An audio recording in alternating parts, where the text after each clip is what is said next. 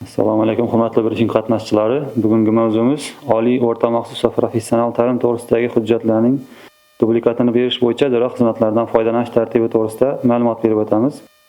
O'zbekiston Respublikasi Prezidentining 2020-yil 5-oktyabrdagi 6079 farmoni bilan tasdiqlangan Raqamli O'zbekiston 2030 strategiyasi doirasida sohalarni raqamli transformatsiya qilish dasturining 16-bandiga muvofiq oliy, o'rta maxsus va professional ta'lim to'g'risidagi diplomlar dublikatini berish davlat xizmati joriy qilib kelingan. Bunda jismoniy shaxslarga davlat xizmatlari markazlari va O'zbekiston Respublikasi yagona interaktiv davlat xizmatlari portali orqali davlat namunasidagi ta'lim olganlik to'g'risida hujjatlarni beruvchi, O'zbekiston Respublikasida faoliyat yurituvchi davlat va nodavlat oliy, o'rta maxsus, kasb-hunar va professional ta'lim muassasalarini tamomlagan ma'lumotni tasdiqlovchi hujjati, diplom, sertifikat, yo'qolgan yoki foydalanish uchun o'zining asl holati yo'qotgan, familiyasi, ismi, otasining ismi o'zgargan taqdirda dublikat berish bo'yicha davlat xizmati ko'rsatib kelinmoqda. Bunda oliy, o'rta maxsus, kasb-hunar va professional ta'lim olganlik to'g'risidagi davlat namunasidagi rasmiy hujjatlar hamda uning dublikati bir xil yuridik kuchga ega bo'ladi.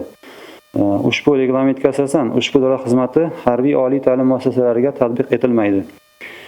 Davlat xizmatlari markazlari yoki yagona interaktiv davlat xizmatlari portali orqali O'zbekiston Respublikasi Oliy va o'rta maxsus ta'lim vazirligi huzuridagi oliy ta'limni rivojlantirish tadqiqotlari va ilg'or texnologiyalarni tatbiq etish markazi hamda pedagogik innovatsiyalar, kasb-hunar ta'limi, boshqaruv hamda pedagog kadrlarni qayta tayyorlash va ularning malakasini oshirish instituti, Madaniyat vazirligi, Badiiy akademiya tomonidan ko'rsatiladi.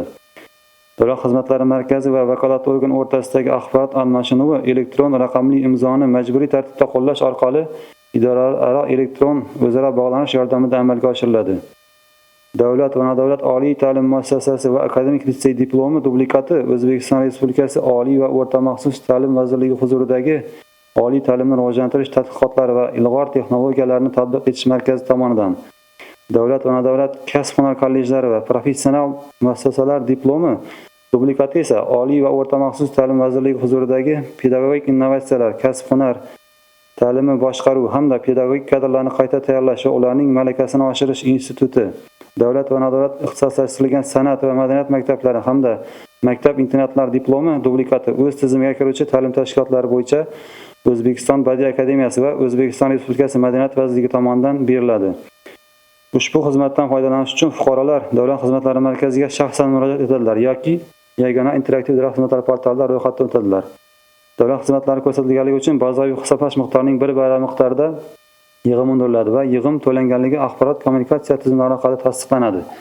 Vakolatli organ so'rovnoma tushgan vaqtdan boshlab 10 ish kuni mobaynida tegishli ta'lim muassasalari hamda kasbiy ta'limni rivojlantirish va muvofiqlashtirish va professional ta'lim to'g'risidagi hujjatning dublikatini o'z imzosi va muhri bilan rasmiylashtiradi hamda bu haqda ariza beruvchini axborot kommunikatsiya tizimi orqali xabardor qiladi.